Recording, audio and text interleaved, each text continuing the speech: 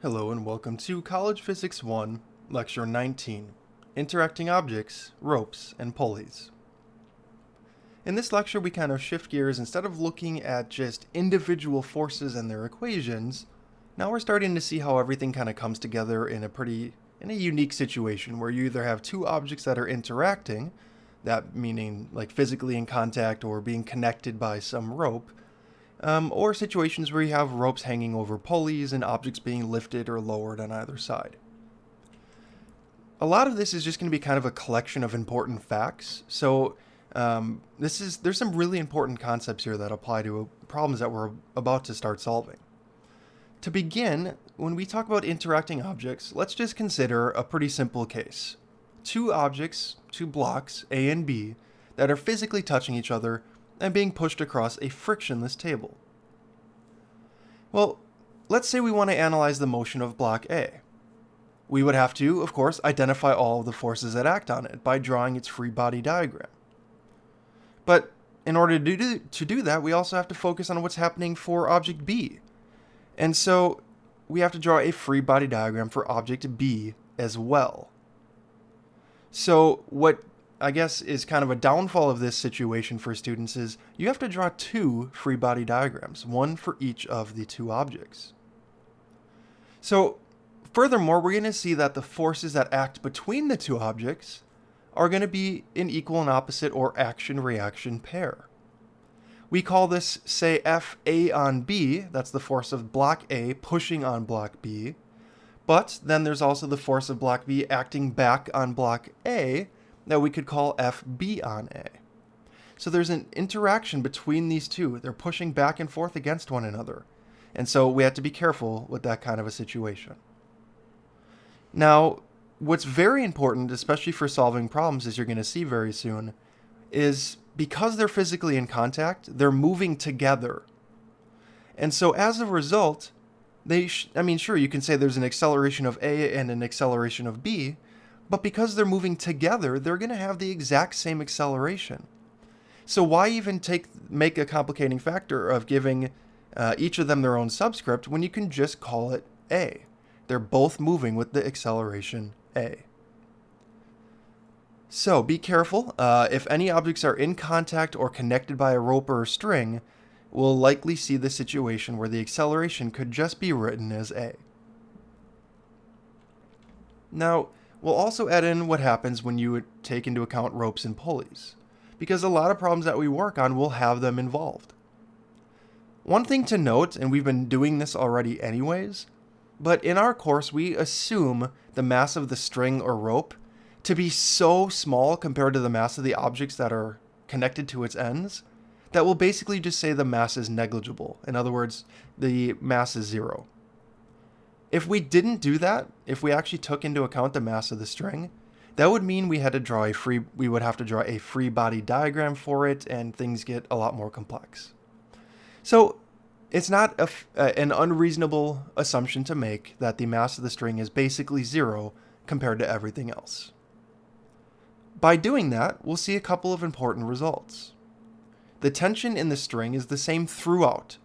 In other words, we say that the tension force transmits basically from one end to the other. So in the picture you see on the right, the tension that's pulling on block A is equal to the tension that's pulling on block B. It's all the same string or rope, and tension's the same throughout. Also, if you pull on one end of a string with some force, the other end is going to pull on whatever it's attached to with that exact same force. And that's actually happening in this case. Here we see a block B being pulled down by gravity. So let's just say it's being pulled down by, whatever its weight is. Let's say it's 50 newtons. Well, 50 newtons is pulling down on this thing. That means this thing is being pulled to the right by 50 newtons as well. The forces on either side of the string will be the same magnitude. And last thing to note, also related to this picture, if you're passing your rope or string over a pulley, like you see there, which is just a wheel that spins and we assume it's frictionless, the tension is going to be the same on both sides. And again, that should make sense since it's the same string, so the tension will be the same throughout. So all of this comes into play when we solve big problems like we're about to do. In fact, most of this lecture is going to be spent solving one problem. It's, I think, maybe the longest problem we have seen dealing with forces. So let's jump right into it and apply these ideas that we just introduced. In this example, a 200 kilogram set is used in a play and stored in the loft above the stage. The rope that holds the set passes over a pulley. The director tells a 100 kilogram stagehand to lower the set. When he unties the rope, the set falls and he is hoisted up into the loft. What is the stagehand's acceleration? So we're talking about a rope hanging off a pulley. On one end, it's the stagehand holding onto the rope, and on the other end is the set that is falling down. So the set falls down, he is pulled up. We have two objects to take into account. So we have to draw a free body diagram for both the stagehand and the set. So we're going to call the stagehand man M and the set S. For the man, he is hoisted upwards. Thankfully, there's not a lot of forces acting on our objects. It's just the weight of them pulling down, and then the tension in the ropes holding them up. Note that the size of your arrows matters, though. The stagehand is accelerating upward, so his tension force, the force pointing upward, is the larger force. On the other hand, the set is accelerating downward. So whichever force is pointing downward is the larger force, and that is the weight of the set. So just be careful with the sizes of your arrows in this case. Well, we have to draw free body diagrams for both, and we see those there. So that means we have to set up a Newton's second law set of equations for both of them as well. Let's start with the man. The sum of forces of the man, we'll use M, in the x direction, and the sum of forces on the man in the y direction. In the x direction, we see no forces, so there's nothing there, it's just equal to 0. Right? Horizontally, there are no forces acting. But vertically, we do see forces acting. We see the tension on the man, Tm, pulling upward, and the weight pulling downward. We'll call it weight, capital M for man. Now there is acceleration, so we have to set this equal to ma. And again, we have to be careful with subscripts here, so we're using capital M for the man for all of this, ma. Okay, so no forces in the x direction, and then tension up, weight down, there is acceleration, so we set it equal to ma. Let's do the same thing, but for the set. So the force of the set in the x direction, and the force of the set, or the forces on the set in the y direction. Well, again, it's a very similar free body diagram. There are no forces in the x or horizontal direction, and we see a tension pulling up with a weight pulling down. In this case, again, it is accelerating, so we set it equal to ma, which would be ms as. Okay, so that's the setup for the problem. This is our free body diagrams and Newton's second laws. So let's take a look, I guess, closer at how we can simplify this, right? We've specified, just in our previous discussion now, that if it's the same rope and it's passed over a pulley, tension's going to be the same on either side. So why give the tension a subscript if it's going to be the same? And furthermore, we said that because the objects are connected, they should have the exact same acceleration. The only difference is one's accelerated up, one is accelerated downward. So what I'm getting at is, let's get rid of the subscripts, right? Why not just call it T, the tension T, or the acceleration A? So I'm going to take our y equations now and just rewrite them without the subscripts on T and A. So we have just the tension T in the rope minus the weight of the man equal to the mass of the man times the acceleration A.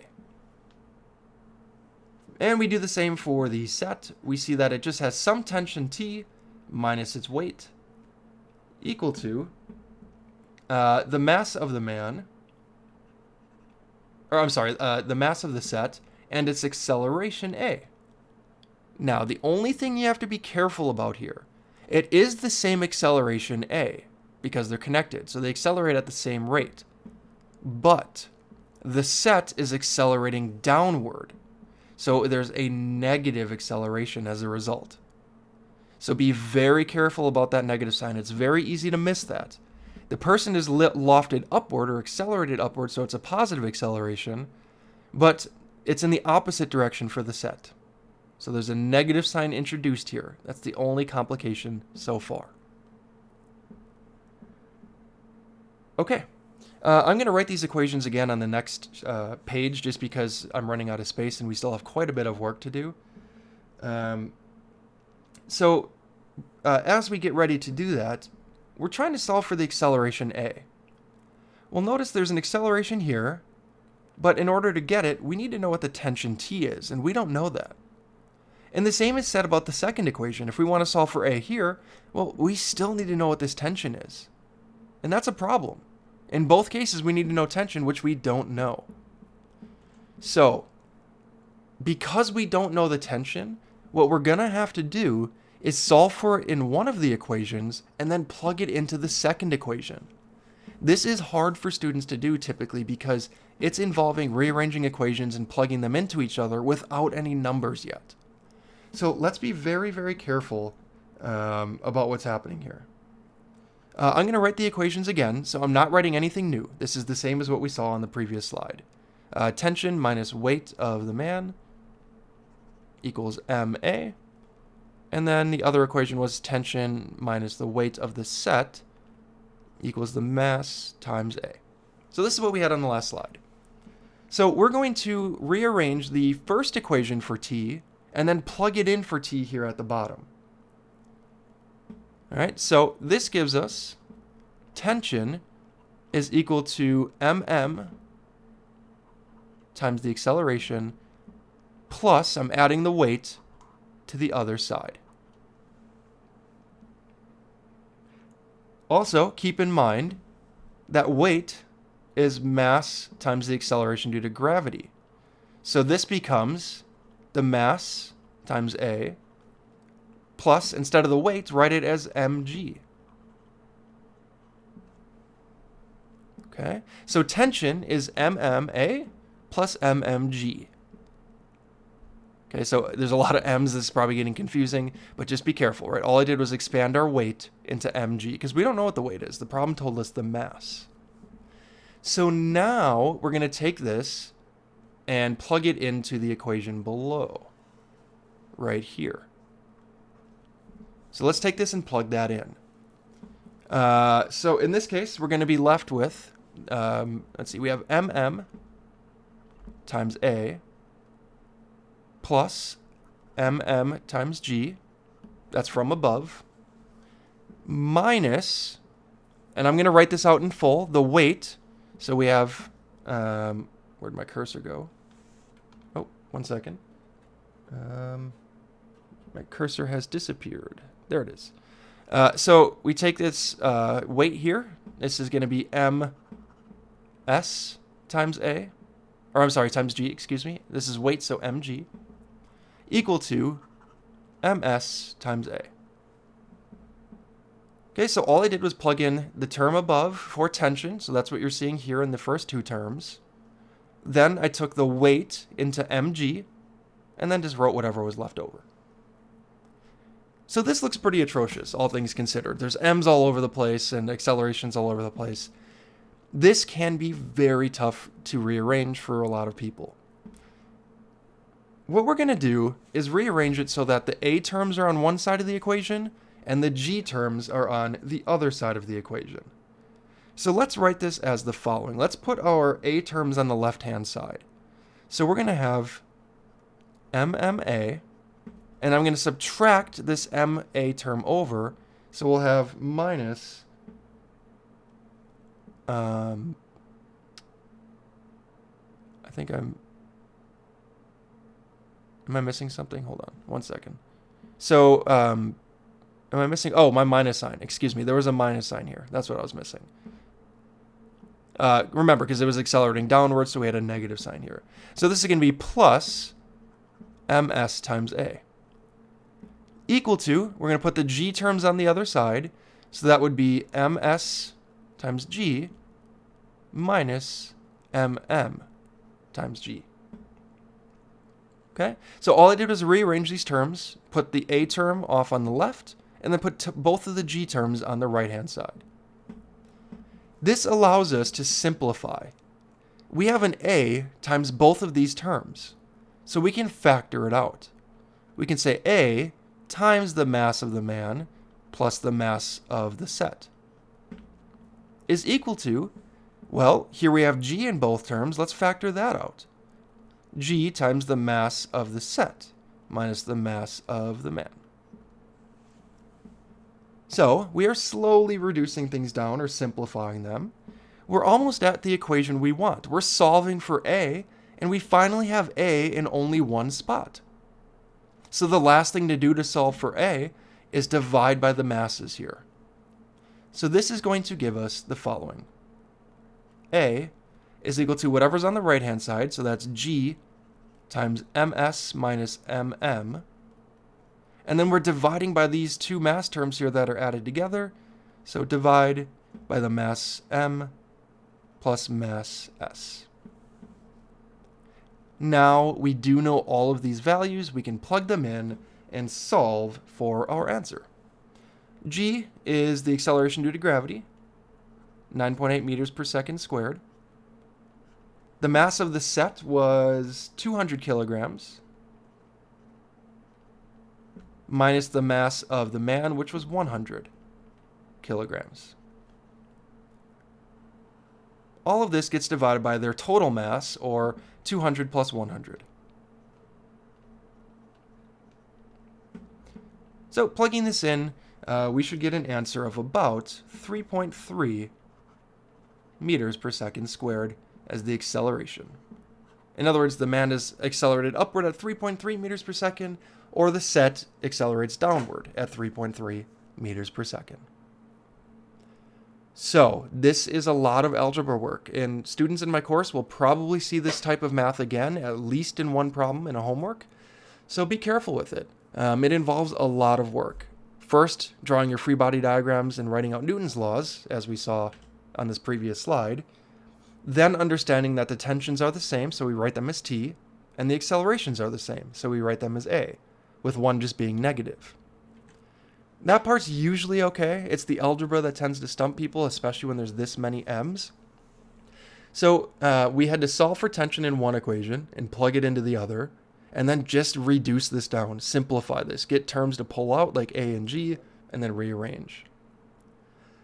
So if this doesn't sit well with you, please just take some time to practice this kind of math. Maybe just rewatch this one more time, or if you're in my class, when you get a homework question like this, do your best to practice it and reference this video, and hopefully it works out pretty well for you. All right, to conclude, let's go ahead and just do a few questions. Question 1. Boxes A and B are being pulled to the right on a frictionless surface. The boxes are speeding up.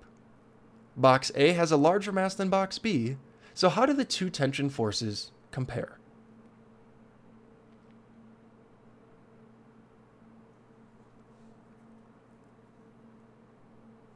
Okay.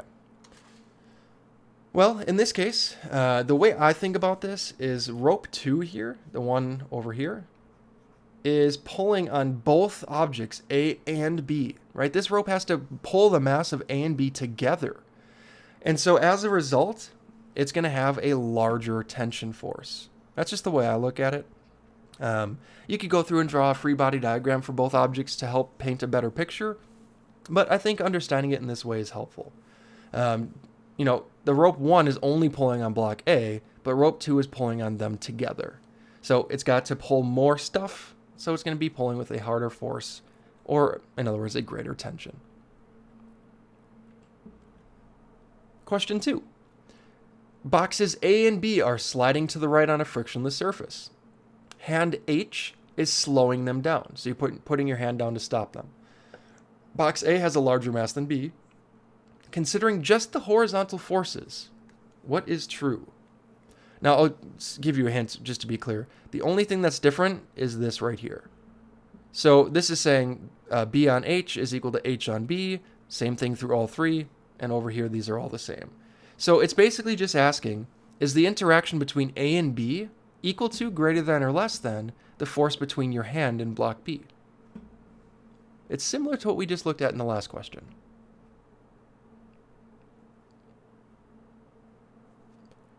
Okay. Well, in this case, think about it again in terms of how much stuff the hand has to stop compared to block B. The hand is coming in to stop both blocks A and B.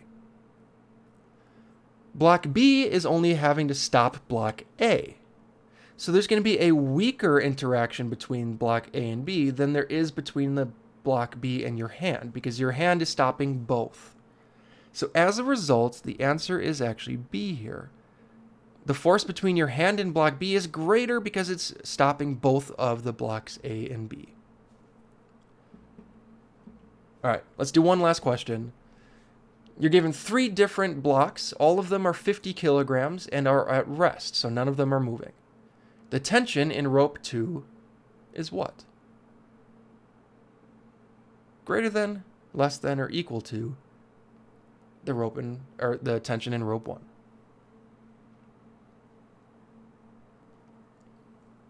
Okay. Well, think about this just with free body diagrams, perhaps. If you were to draw a free body diagram for each of these, we would see a very similar thing. There's only 2 forces acting on each of these, right? You have, for block 1, the weight pulling it down, and the tension holding it up. These 2 forces are balanced because it's not moving. So your tension is equal to your weight. So 50 newtons, or 50 kilograms times 9.8. So let's say 500 newtons.